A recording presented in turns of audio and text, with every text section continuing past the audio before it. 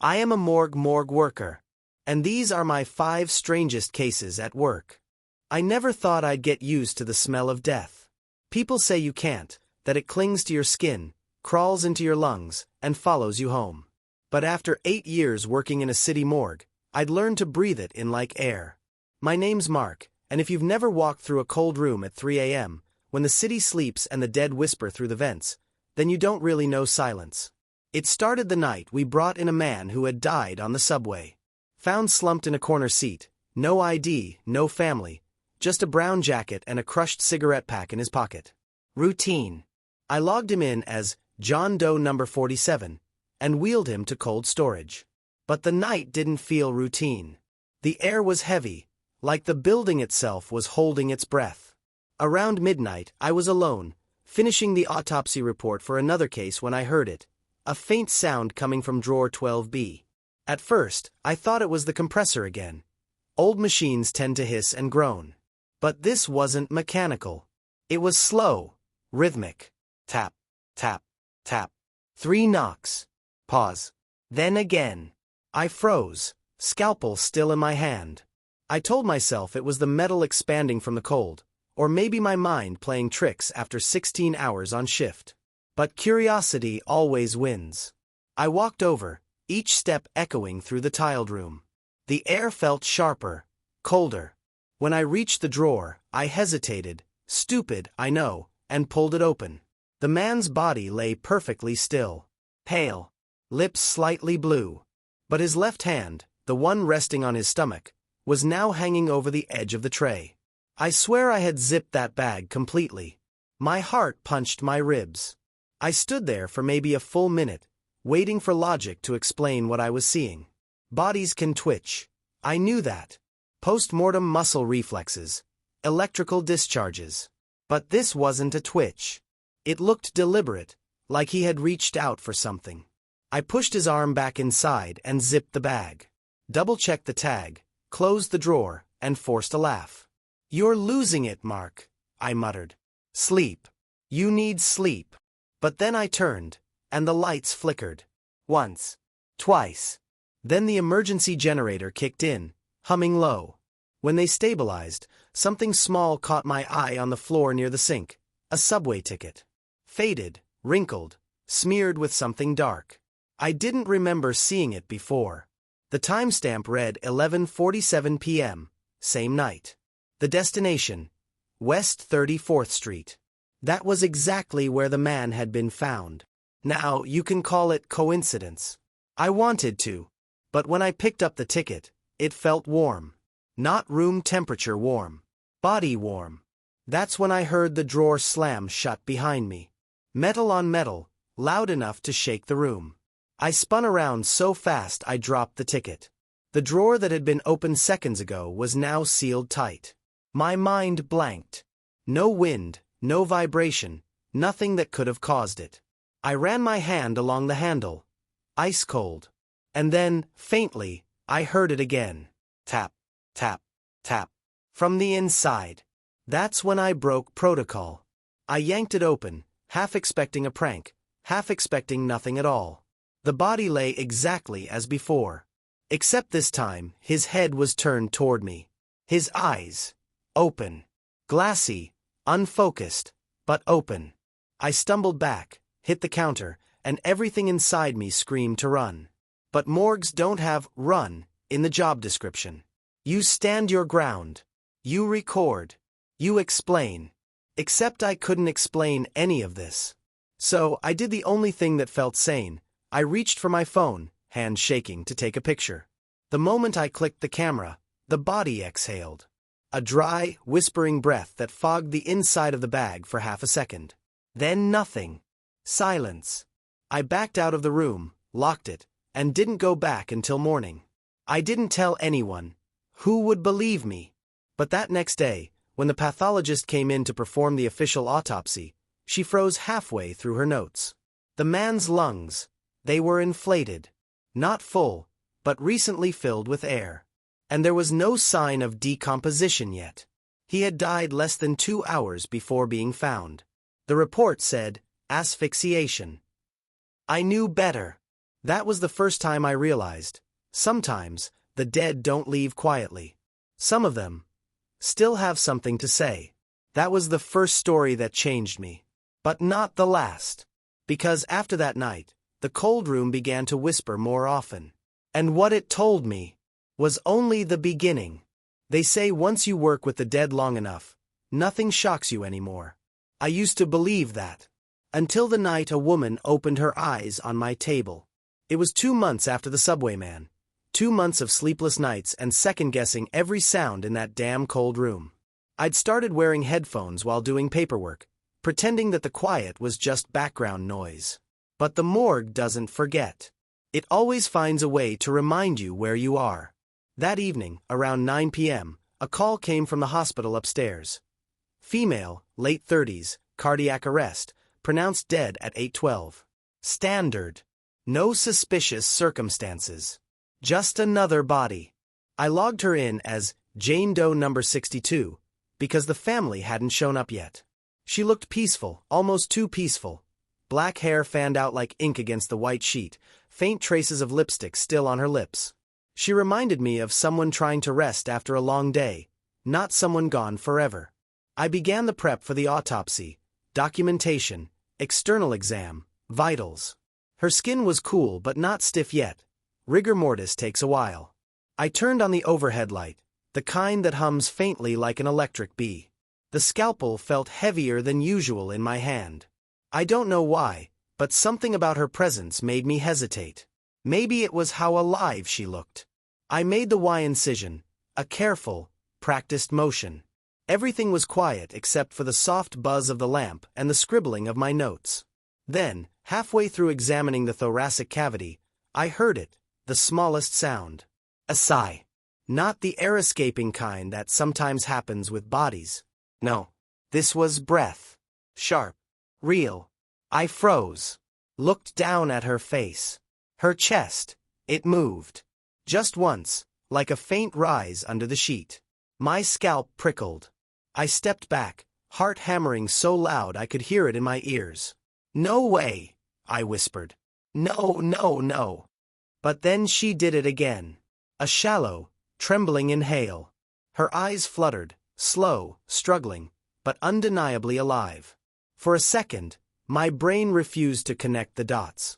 I was standing in a sterile, locked morgue with a woman who had been declared dead less than 2 hours ago, and she was breathing. My first instinct should have been medical, but it wasn't. It was pure terror. I dropped the scalpel, grabbed the defibrillator paddles, and hit the emergency alarm. The room flashed red with the alert lights as I started CPR. Her pulse was faint, barely there, but it was there. I shouted for the nurse on duty, my voice shaking. "She's alive! Get Dr. Harris down here, now!" By the time they arrived, she was gasping weakly, eyelids flickering open just enough to reveal dark, unfocused pupils. The nurse screamed. Dr. Harris didn't. He just stood there, frozen, like someone had unplugged his brain. "Get her upstairs!" I yelled, but my voice sounded distant, like I was underwater. We moved fast. Oxygen, vitals, stretchers. I followed them up the elevator, still in my gloves, covered in the sterile smell of disinfectant and panic. Hours later, I was sitting in the hallway outside the ICU, staring at the floor tiles, still hearing the faint echo of that first sigh. She was alive. No heartbeat for over 40 minutes, flatlined twice on the way, but somehow she came back. They called it a rare Lazarus phenomenon. I called it something else, a mistake, a failure. Because when I checked her chart, I realized she had been in a medically induced coma earlier that day. Someone had signed the death certificate before the second verification was done. Human error. That's what the report said. But I couldn't forget her face. The way her eyes flickered open when she saw me, the same eyes that had stared blankly at the ceiling 10 minutes before. She didn't survive the night. Officially, she died in the ICU at 3:07 a.m. For real this time. I went up to see her before they transferred her back down. The nurse told me she'd been mumbling before her final breath. Just one word. Over and over. Cold. That night, when her body came back to my floor, I told the others I'd handle the transfer myself. I unzipped the bag, half expecting. No, half dreading, another breath. But she was still. I whispered an apology. You weren't supposed to feel that, I said. I thought that was the end of it. But when I came back the next morning, there was a note on my desk. Plain paper. No name. Just one line in handwriting I didn't recognize. The cold isn't empty, Mark. It listens. I don't know who left it. Maybe another worker. Maybe a sick joke. But the next week, 2 more cases came in with strange similarities. Shallow breathing at death, faint electrical activity in the brain. I started wondering how many people we'd put in those drawers who weren't ready to go. And then one night, while checking storage logs, I heard something through the intercom system. Static first, then a whisper. Soft. Female. Almost inaudible. But I recognized the voice. It said, "Don't leave me here." The line cut. The lights flickered. And drawer 9C, the one she had been in, slid open by itself. That's when I started keeping a journal. Because I realized something I should have understood long ago. The morgue isn't a place where life ends. It's a place where it lingers. And I had 4 more stories to prove it. People die in strange ways, but few die staring into their own camera lens. It was early February, a freezing morning that painted frost on the morgue windows. I'd been on a double shift again, too tired to care about the coffee that had gone cold 2 hours ago. The city had sent over a new body. Male, mid-30s, name. Ethan Cole, professional photographer. Found dead in his apartment, slumped over his desk, camera still on the tripod, finger half-curled around the shutter button. No signs of struggle. No forced entry. But when I looked at the photos recovered from his camera, I felt that same deep, nauseating pull I'd felt during my first year here. The one that whispers, something's not right. He'd been photographing himself. 1 frame every 2 minutes. Hundreds of pictures, each one slightly different. The same man in the same dimly lit room. But near the end, you could see the change. His pupils dilating, posture slumping, expression fading. And in the final shot, the one taken seconds before his death, there was someone else in the background. A blur. A human shape standing right behind him, half in shadow. No one had been in that apartment when police arrived. I remember placing his camera bag on the counter next to the examination table, feeling the weird weight of it. Most personal effects don't bother me. Jewelry, wallets, keys. But this one did. Maybe because the lens cap was still off, as if it were still watching. I began the routine examination. Cause of death. Likely cardiac arrest. Possible self-inflicted stress or undiagnosed arrhythmia. But as I cleaned the lenses to log them, I noticed something strange. In the reflection of the stainless steel tray, the viewfinder of the camera seemed to shimmer, like a faint light flickering inside, even though the battery was dead. I told myself it was just the overhead lamp. Still, I turned the camera toward me, pressed the power button. Nothing. Then, as I set it down, the shutter clicked. Once. Sharp. Loud. I froze. Checked my gloves, my surroundings. Nothing moved. The screen remained black. But when I looked through the viewfinder, I saw something that shouldn't have been there. Me standing over the body, and behind me in the reflection another figure. It was faint. Just the outline of a person standing at the edge of the frame, near the cold storage doors. No features, no color, just the shape. I spun around. Nothing. The room was empty except for the hum of the ventilation system. My pulse was hammering so hard I could feel it in my temples. I turned the camera off again, this time yanking the battery out. Still, I couldn't shake the feeling that someone was behind me, watching. A few hours later, I logged the final report, but I couldn't stop thinking about those photos. So, against protocol, I asked one of the forensic techs to extract the data. He plugged it into his workstation. The monitor glowed, the files loaded. He scrolled through them slowly, frame by frame. The man, the room, the shadow in the background. Then the tech leaned closer, his brow furrowed. "Wait," he said. "This one's different." The final image, the one time-stamped at the moment of death, had changed. The shadow was gone. But something else had appeared. On the screen of the camera in the photo, there was my face, blurred, distorted, as if I had been standing there all along, watching him die. We both stared at it in silence. Then the monitor flickered. The image warped, lines of static crawling across the screen like veins. And just for a second, we both heard a faint shutter sound, though the camera on the table hadn't moved. The tech slammed the laptop shut and muttered, "I'm not doing this, man. That's cursed." He left early that day. I didn't blame him. That night, I stayed late again. Couldn't sleep. Couldn't think. I kept replaying the sequence in my head. The gradual decline, the figure, the final image. Maybe it was an editing trick. Maybe compression errors. But deep down, I knew what I saw. Around 2 a.m., I went to check on the body one last time. The cold room was dim, lights humming in low yellow. Drawer 7D, Ethan Cole. I pulled it open halfway, just enough to check the tag. Everything was fine. Until I heard it. A faint, metallic click. I looked down. The camera, the same one from the evidence shelf, was lying next to the body bag. I hadn't moved it there. I hadn't even opened that locker. I reached for it, hand trembling, and saw through the small display window a single new file. Timestamped 1:58 a.m. I played it. It was a photo of me, standing in the cold room, exactly as I was at that moment. My chest tightened. I dropped the camera. It clattered against the tiles, echoing like gunfire in the empty space. I backed out, hit the lights, and locked the door. The next morning, the photo was gone. Camera wiped clean. No trace of the file. The system log said no one accessed the evidence locker overnight. But when I went to wash my hands, I caught my reflection in the mirror above the sink, and for a split second, someone else was standing behind me. Out of focus, in the corner of the glass. Holding a camera. After that, I started noticing patterns. Every time a new case came in with a camera, or a phone, or any device that captured faces, something happened. The lights would flicker. The air would feel heavy.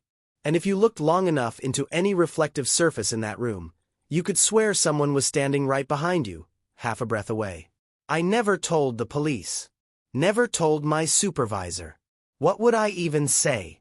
That a dead man's camera took a picture of me at 2 a.m.? That his reflection was haunting the lenses? No one would believe it. But I believe it. Because a few weeks later, during another autopsy, the forensic tech who'd seen that photo with me, he was found dead in his apartment. Cardiac arrest. Sitting in front of his computer. The screen. It showed the morgue's cold room. And I was in the picture. By the time the heart case came in, I'd stopped pretending I was fine. Sleep didn't help anymore. Every dream ended in the same room. White tiles, silver tables, that same faint humming sound that lives somewhere between silence and madness. I told myself it was just exhaustion. Stress. The usual excuses we morgue workers use when reality starts to bleed around the edges. But the night he arrived, I realized the job had already changed me in ways I couldn't undo. The body was a man in his 50s. Name: Dr. Leonard Briggs. Cardiologist. Found dead at home, slumped on his couch with blood pooling under his shirt. No signs of forced entry. No struggle. Just a single precise incision across his chest. Surgical clean. They said maybe suicide. But no one cuts their own chest open like that. The police report noted something even stranger. When they found him, his heart was missing. Removed entirely. No trace of it in the room, no signs of transport, no medical tools, nothing. Just an empty cavity. When they brought him in, I remember staring at the absence, a hollow space where something living used to be. Most people don't realize how present the heart feels, even in death. The moment it's gone, the whole body seems wrong, incomplete, like a puppet that forgot how to be human. I started the external examination around 10 p.m. The wound was clean, no bruising. He hadn't fought whoever did this. Maybe he even let them. The air around him felt colder than usual. I double-checked the thermostat. 38 degrees. Normal. Still, I could see my breath. Halfway through the autopsy, something strange happened. As I began documenting the cavity, A drop of fresh blood slid from the edge of the incision. I stared at it, convinced it had to be residual fluid. But then another drop followed. Then another. Slow. Steady. The man was bleeding. That's impossible. Dead bodies don't bleed. Not like that. Not hours after death. The blood had color, warmth, life. I called in another tech to confirm. He took one look, went pale, and backed out of the room without a word. I pressed gauze against the wound, half expecting the flow to stop. It didn't. It just soaked through like the man's body was still pumping blood from somewhere invisible. I stood there for a long time, just watching that impossible trickle, when something hit me, the autopsy tag on his wrist. It read, Briggs, Leonard. But beneath it, faintly scratched into the metal band, were the words, "Do not open." I hadn't noticed that before. That night, I locked the body in drawer 5A. I couldn't stand the idea of it lying there, leaking blood into the sheets. But around 3 a.m., I came back for one last look. Call it morbid curiosity, call it duty. When I opened the drawer, the sheet was soaked through. Red. Dark. The smell hit me like a wall. Copper and decay mixed with something else, something faintly sweet, almost floral. And then I heard it. A faint thump. Then another. A heartbeat. I leaned closer, disbelief clawing at reason. It was coming from inside the drawer, slow, weak, but undeniably there. I pulled the sheet back. Nothing had changed. No new wound, no sign of movement. But the sound didn't stop. In fact, it grew louder, faster. The whole drawer vibrated with each pulse, like the metal itself was alive. I stumbled back, hit the counter, and the heartbeat followed me. Louder. Echoing. It wasn't coming from him anymore. It was everywhere. Inside the walls, the air vents, even the floor beneath me. It sounded like dozens of hearts beating together, out of sync. Then, as suddenly as it started, it stopped. The silence that followed was worse. When I turned to leave, I saw something that froze me completely. A small, wet trail of blood leading from the drawer toward the back of the room. I followed it, step by step, until it stopped at the refrigerator where we kept organ samples. The door was slightly open. Inside, sitting neatly on the top shelf, was a human heart. Still fresh. Still dripping. I checked the tag attached to the specimen bag. The handwriting wasn't mine. It simply read, "Returned." That word. Returned. I didn't report it. Couldn't. There was no way to explain it without sounding insane. I just sealed the refrigerator, cleaned the trail, and left the lights on that night. The next morning, when I came back, the refrigerator was empty again. No heart. No blood. The cleaning log said I disinfected the area myself at 3:24 a.m., but I hadn't. I checked the camera footage. The feed showed me standing by the fridge, staring at it for almost 5 minutes. Then I opened it, reached inside, and walked away holding something against my chest. I don't remember doing any of it. Later that week, Dr. Harris, the pathologist, asked me if I'd been feeling unwell. He said I looked pale. I almost told him everything. Almost. But then he mentioned something that made my stomach drop. Apparently, the police found new evidence at Briggs' house. A second note, hidden under his couch. It read, "He said he would take my heart and give it to someone who listens." That night, when I showered after work, I noticed a bruise right over my sternum. Perfectly shaped like a fingerprint. And when I pressed my hand against it, just for a second, I swear I felt a faint beat under my skin. I didn't sleep that night. I sat on my kitchen floor until sunrise, listening to the silence. And in that silence, somewhere deep inside my chest, something pulsed. Slow, patient, steady. Like it was waiting. Waiting for the next body. I used to think death was an ending. Clean. Final. Now I know it's just the quiet between two sounds. The breath before something else begins. After Dr. Briggs' case, things changed for me. Not all at once. It was slow, creeping.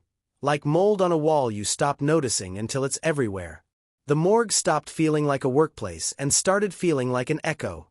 Everything that had happened, the subway man, the woman who woke up, the photographer, the bleeding heart, it was all blending into one endless night.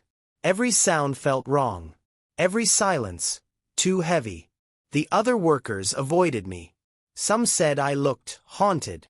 Maybe I was. It had been raining for 3 days straight when the last body arrived. A storm had flooded parts of the city, and we were backed up with drownings, accidents, the usual chaos. The call came at 11:40 p.m. Male, mid-20s, possible suicide. No ID. Found near the riverbank, face down in the water. Routine. Except it wasn't. When they brought him in, I froze. Even under the sheet, I recognized the hands, pale, slender, with a small scar across the right wrist. My heart dropped into my stomach. It was me. Or at least, that's what my mind decided in that split second. Same height, same build, same scar. I pulled back the sheet just to prove myself wrong, and almost dropped the clipboard. The resemblance was terrifying. The same face, the same eyes. The same small mole above the left eyebrow that I'd seen in the mirror my whole life. For a moment, I thought it was a mistake. A coincidence. But the tag on his wrist read, Mark Reeves. My name. My birth date. My signature. I felt my knees buckle. I staggered back, hit the metal tray behind me. The sound echoed through the cold room like a gunshot.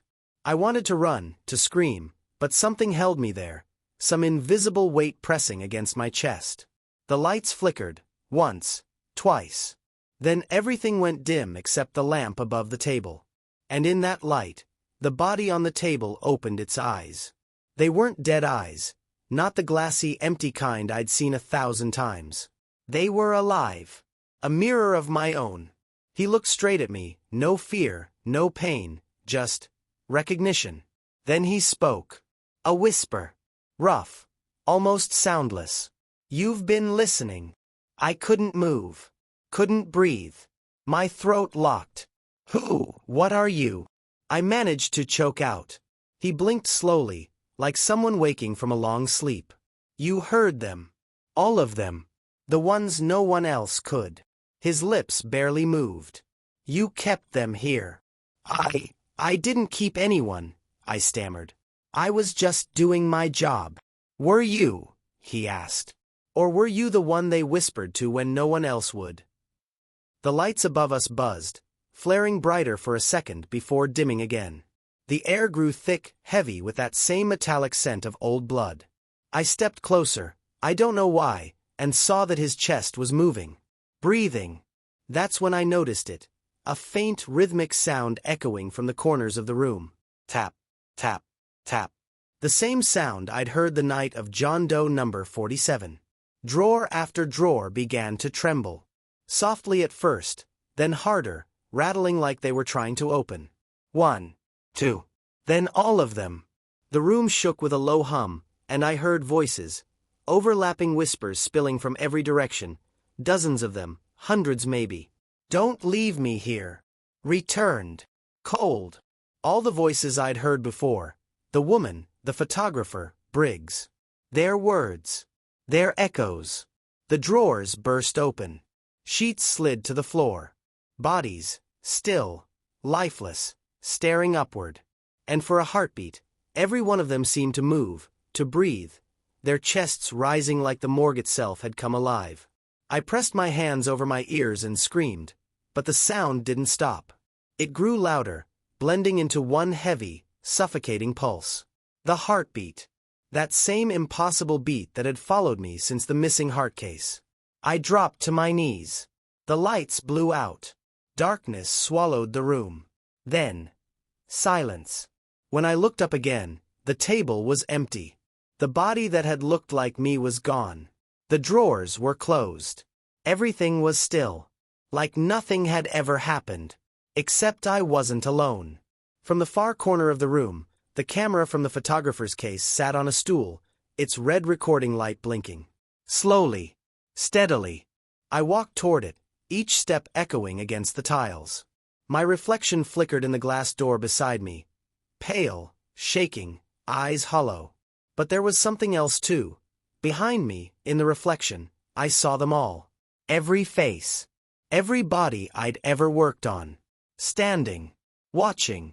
When I reached the camera, it clicked. Once. Then again. The screen came to life, showing a live feed of the room, me, standing in front of the table. But there was someone else in the frame. The other me. The one who'd been on that table. He stepped closer in the video, even though in reality, there was no one there. His face leaned into the lens. Whispered something I couldn't hear. Then the screen went black. I stood frozen, waiting for the next click. It never came. The next morning, the cleaning crew found me asleep on the autopsy table. No lights, no signs of struggle. Everything was normal, except the camera, which was gone. In its place was a printed photo. It showed the cold room. Empty.